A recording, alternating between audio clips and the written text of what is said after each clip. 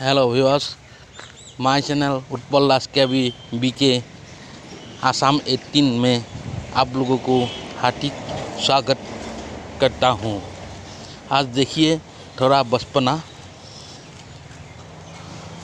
जो बचपना देखकर आपको आपका बचपना याद आ जाएगा। देखिए, थोड़ा दिखाना चाहता हूं। देखिए और देखकर इस बचपना को अपना बचपना समझ के लाइक कीजिए, कमेंट कीजिए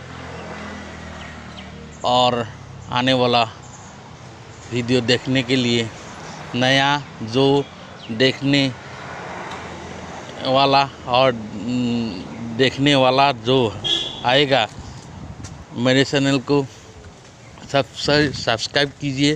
फुल वीडियो देख के सब्सक्राइब कीजिए और सभी वीडियो देख के मुझे सपोर्ट कर दीजिए।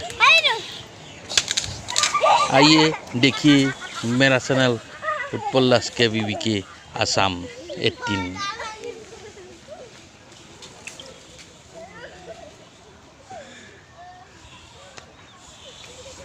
हांगारी बांधव दे